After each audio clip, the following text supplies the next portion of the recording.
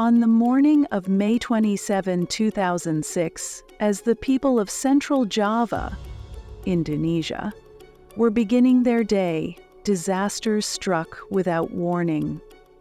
At 5:54 a.m. local time, a powerful magnitude 6.3 earthquake shook the island, centered near the city of Yogyakarta, one of Indonesia's cultural and historical treasures. Within seconds, homes crumbled, roads split apart, and centuries-old landmarks collapsed under the violent tremors.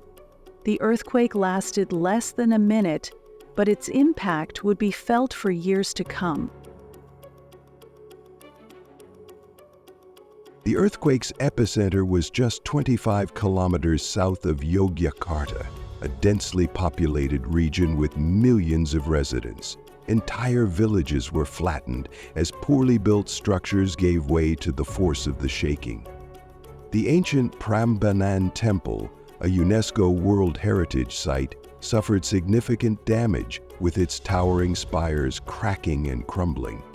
But the worst devastation was in the surrounding districts, particularly in Bantul, where entire communities were reduced to rubble. The densely packed houses, made of bricks and cement, collapsed like sandcastles. More than 5,700 people were killed, and at least 38,000 others were injured, overwhelming hospitals and emergency services. Hundreds of thousands were left homeless. Families dug through the wreckage of their homes with bare hands, searching for loved ones trapped beneath the debris. The cries of survivors filled the air as aftershocks sent fresh waves of fear through the already shattered communities. Indonesia, still recovering from the 2004 Indian Ocean tsunami, now faced another humanitarian disaster. The earthquake struck just months after the eruption of Mount Merapi, one of the most active volcanoes in Indonesia, adding to the fear and instability in the region. With infrastructure severely damaged, delivering aid became a monumental challenge. Roads were blocked by debris, power lines were down, and hospitals were overflowing with the wounded. The Indonesian government, the military, and international aid organizations scrambled to provide assistance, setting up emergency camps and field hospitals to treat survivors. The immediate priority was rescue and medical care, but the crisis didn't end there. The lack of clean water, food shortages, and the spread of disease in makeshift shelters posed additional threats to those who had survived the quake. The world quickly responded to Java's call for help. Countries including Japan, the United States, Australia, and members of the European Union sent financial aid, medical teams, and emergency supplies.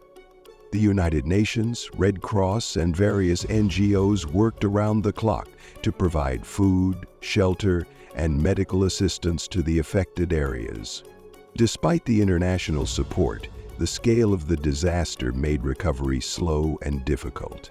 Many survivors faced months, if not years, of hardship, living in temporary shelters while they waited for their homes and lives to be rebuilt.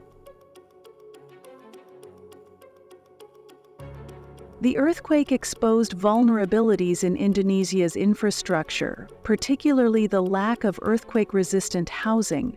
In the years following the disaster, the government implemented new building codes and launched reconstruction projects to rebuild homes, schools, and hospitals with stronger materials capable of withstanding future quakes. Programs were also introduced to educate communities on earthquake preparedness, ensuring that people would know how to respond if another disaster struck. These measures were crucial, as Indonesia lies on the Ring of Fire, a region of frequent seismic activity where earthquakes and volcanic eruptions are a constant threat.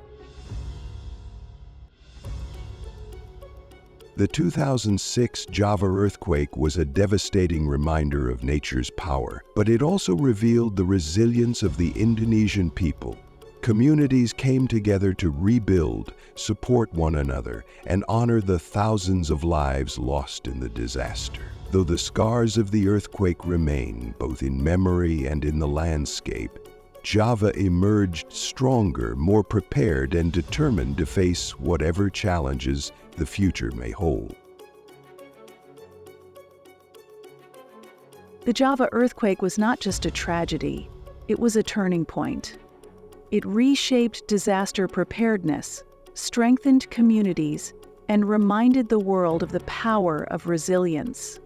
Though the ground has long since settled, the lessons of that fateful morning in May 2006 continue to shape Indonesia's future.